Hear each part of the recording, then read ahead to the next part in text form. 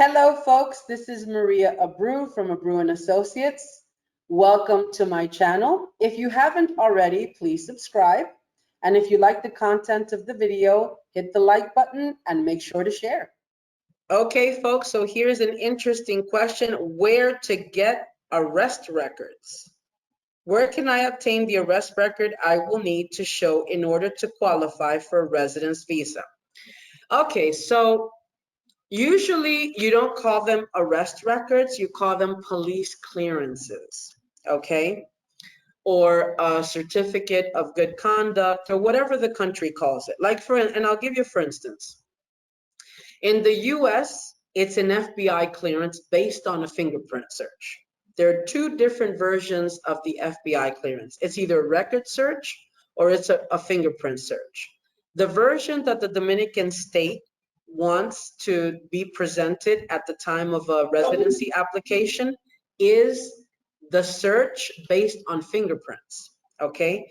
Now that FBI clearance will list in it any arrests you may have had or lack thereof. You know, it's going to talk about your history, you know, in the country.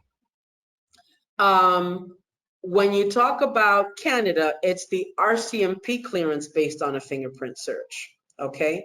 So it's not an arrest record, it's a police record is what they're basically asking for.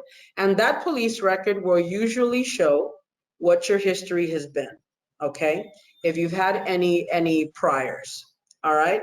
Now, talking a little bit about priors, if a person has had a misdemeanor more than 5 years ago, that's not a deal breaker, folks. That's not something you need to be concerned about, okay? If you've had something major more than 5 years ago, you may need to, we may need to provide additional paperwork to immigration, such as a sworn statement of good conduct, which they have the client sign, and it's legalized here, wherein you pretty much promise the Dominican state that if you ever incur in that type of wrongdoing, your residency status will be rescinded and you will be asked to leave the country. So now if you've had a felony, you know, 5 years or less, that may be a problem, just so that you know. All right. So it's important for you to be clear on this. And then each case is taken under advisement. I've had cases where they've had an occurrence within, you know, recently, but then the occurrence was not, it wasn't of enough severity for the Dominican state to consider that application should be denied. So it's a per case situation. But, you know, I mean, a lot of people worry about something that happened years ago and is still on their record, it still shows up. Not something to worry about, okay?